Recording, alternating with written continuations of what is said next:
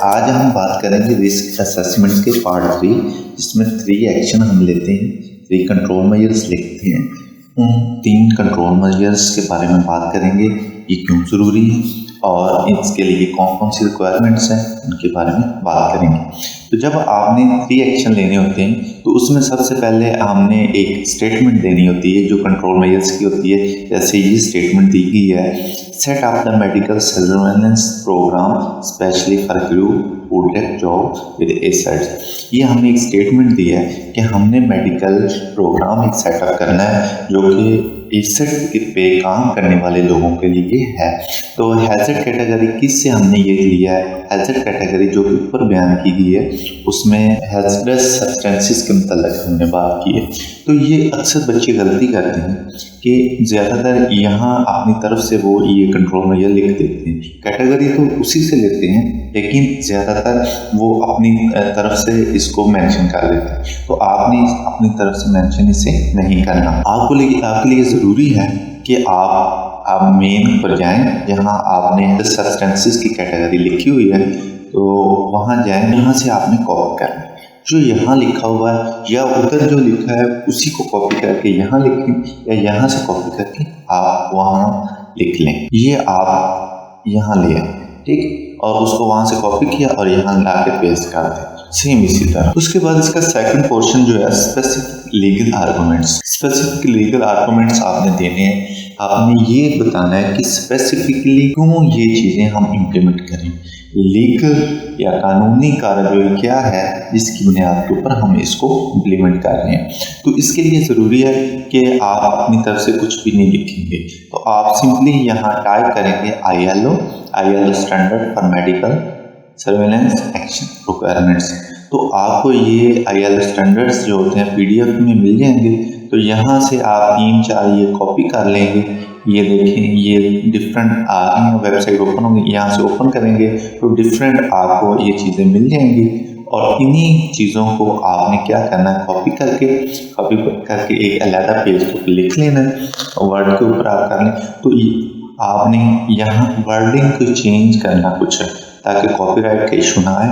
तो आपने यहाँ वर्डिंग चेंज करके यहाँ मेंशन करना, जैसे कि ये मेंशन हुआ ILO C161 occupational health and service conversation article 5 it is necessary for organization to surveillance the factors that could affect worker।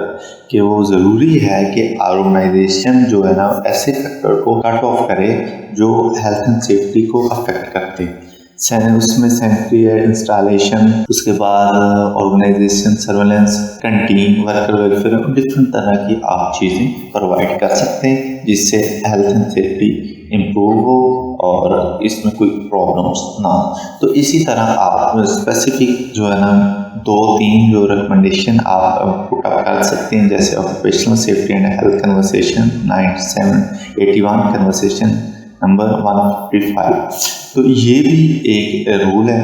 इसी तरह आप डिफरेंट ILO के स्टैंडर्ड्स 2 या 3 या 4 आप यहाँ मेंशन कर देंगे। स्पेसिफिक आपने सर्च करना है इसी के मतलब मेडिकल के मतलब को। अगर आप अदर कोई कंट्रोल में ये लगा रहे हैं, नॉइस का लगा रहे हैं तो नॉइस का मतलब आपने सर्च करना है। अगर आप वर्क एट हाइट का लगा रहे हैं तो वर्क एट हाइट का मतलब करना है। उसके बाद हमने मेंशन करना है third portion consideration of livelihood and severity. कि ये जो हम कंट्रोल में ये लगा रहे हैं, जिस पार्ट के ऊपर लगा रहे हैं, जो हैजर्ड्स हैं उनके ऊपर लगा, उनकी लाइवलीहुड क्या है, मतलब चांस क्या है कि आपके जो लोग उनके ऊपर अफेक्टेड होने के चांसेस क्या हैं और आउटकम क्या है, कॉन्सिक्वेंस क्या है, मतलब उसकी शिद्दत क्या है। अगर कोई लोग अफेक्टेड हो सकते हैं, फॉर एग्जांपल एसेट से वो लोग काम कर रहे हैं तो उनको मेडिकल सर्वेलेंस की ज़रूरत है।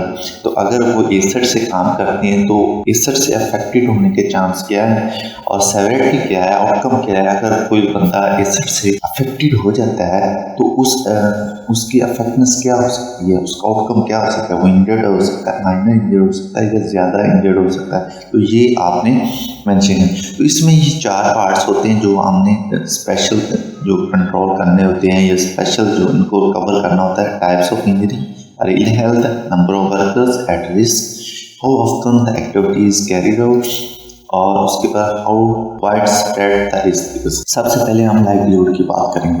The likelihood of injury happening from using acid to clean the hole for well is high. वो कह रहा है कि जो एसिड हम यूज कर रहे हैं, जो इंडस्ट्री में एसिड यूज हो रहा है, जो जिस इंडस्ट्री जिसकी हम बात कर रहे हैं, तो उसका लाइवलीहुड जो है ना वो थोड़ा सा हाई है। उस होल को, उस कुएं को साफ करने के लिए जो है, क्योंकि लोग ज़्यादा डायरेक्टली उसको एसिड को उसके साथ अफेक्टेड होते हैं। The reason behind the livelihood manual handling, क्योंकि मैं पहले भी बात कर चुका हूँ कि मैनुअल हैंडलिंग यानी कि एसिड को खुद हाथ से इस कपड़े पे लगा के वो जो है ना उसके साथ साफ करते हैं। डायरेक्ट स्किन कंटैक्ट, ब्रीथिंग इन कंटेमिनेटेड, जब वो उस एरिया में वो सांस लेते हैं तो वो जो उसकी कंटेमिनेशन है या कह लें कि वेपर्स हैं वो सांस के जरिए बॉडी में चल जाए। तो इस तरह आप लाइवलीहुड को मेंशन कर सकते हैं।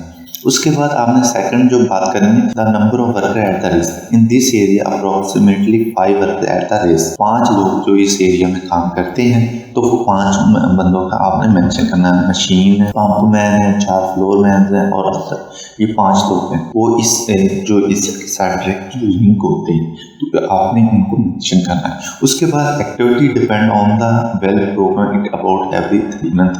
वो कह रहे हैं कि एक्टिविटी के बारे में बताना है कि कब ये होती है और कितने साल बाद, मतलब देर बाद होती है, 1 हफ्ते बाद होती है, 1 महीने बाद होती है, डेली होती है। तो वो हमने मेंशन किया ये 3 मंथ के बाद होती है। आपको ये भी मेंशन कर सकते हैं। The risk present at sack room as workers perform ऐसा, यानी कि जिस एरिया में वो एक्टिविटी परफॉर्म होती है उस एरिया में रिस्क रहता है। उसके बाद आपने जो चीज़ मेंशन करनी होती है, ये चीज़ कैटेगरी ऑफ हैजर्ड्स मिनिमल भी हो सकता है। अगर हल्का फुल्का no injury property to damage machine और इक्विपमेंट तो आपका मिनिमल हैजर्ड होगा। माइनर इंजरी तब होगी जब आपकी फर्स्ट एड की ज़रूरत होगी, इसके अलावा किसी चीज़ की ज़रूरत नहीं होगी। उसके बाद मेजर सीरियस, मेजर जो होती है उसमें आपको मेडिकल असिस्टेंस की ज़रूरत होगी, वहाँ हॉस्पिटल भी जाना पड़ेगा और मेजर लॉस भी हो सकता है। कैट्रोपिक लॉन्ग टर्म इनकैपेबिलिटी और डेथ, जब आप ये आखिरी स्टेज होती है जो जिसका कॉन्सिक्वेंस बहुत हाई होता है, तो वहाँ इसको हम ये मेंशन।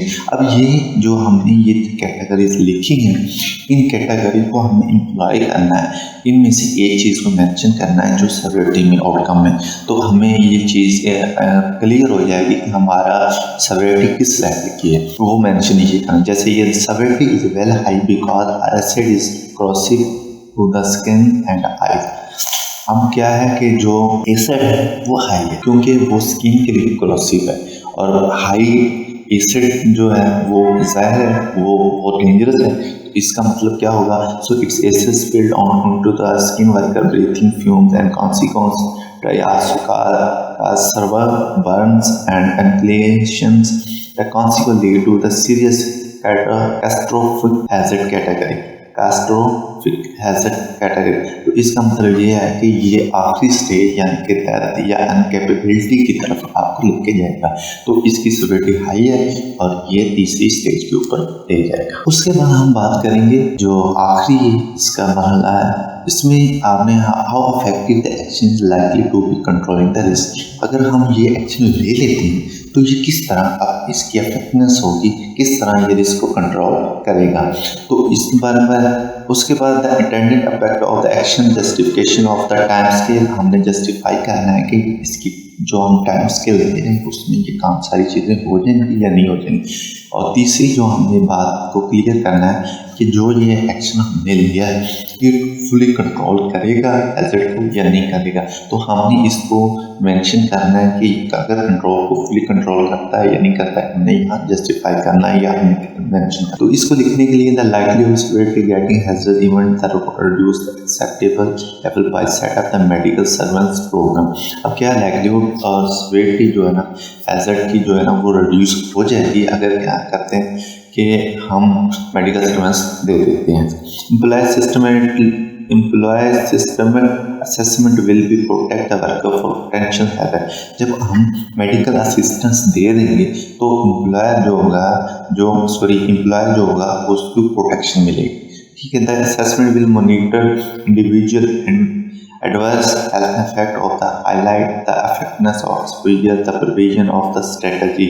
अब क्या करेगा, उससे क्या होगा, इंडिविजुअल की आप जो अफेक्ट होगा उसको मॉनिटर करेंगे, जिससे क्या होगा वर्कर्स जो ना वो इंश्योर्ड हो जाएंगे हेल्थ एंड सेफ्टी के लिहाज से, और वर्कर्स की प्रोडक्टिविटी और मोराल अप होगा, जिससे कंपनी का जो बिजनेस है और रेपुटेशन वो इंक्रीज हो जाएगी। ठीक है, ये हमने उसका अफेक्टनेस बताई कि अगर हम ये कंट्रोल इम्प्लीमेंट कर देते हैं तो इससे क्या फायदा होगा, किस तरह ये काम करेगा, किस तरह वर्कर की तरह सेटिंग बताना है कि जो हम इनको टाइम स्केल दिया है, जो ऊपर भी मेंशन किए हैं करते हैं, जो आप पार्ट 1, अगर आप पार्ट 1 और पार्ट 2 इसका रिस्क असेसमेंट का देखना चाहते हैं तो वो उसकी वीडियो अलग बनी हुई है, तो आप उसको देख सकते हैं। तो उसमें मेंशन किया हुआ है कि सेटअप तो टाइम स्केल हमने दिया हुआ है, तो उस टाइम स्केल को हमने जस्टिफाई करना कि वो ठीक है दिया या नहीं। Setup medical surveillance programme need many formalities such as identification, workplace hazard, resources, legal complaints, workplace and data management। देखें कोई भी काम करना तो उसके लिए क्या हमें ज़रूरत होती है कि हम उसको सेटअप बनाएं, उसके लिए रिक्वायरमेंट मटेरियल परचेज करें, लेबर परचेज करें, तो इस सारे काम के लिए एक टाइम की जरूरत। ये सारी जैसे यही प्रोग्राम इसको सेटअप करने के लिए फॉर्मेलिटीज, डिफरेंट फॉर्मेलिटीज वो कह रहा है कि हैजर्ड आइडेंटिफाई करने हैं, उसके बाद रिसोर्सेज हमने लीगल कंप्लेंट्स देखनी है, ये सारी चीज़ें। तो इसमें मैंने क्या किया, just 1 month of the time period and responsible person is the nurse advisor and safety officer।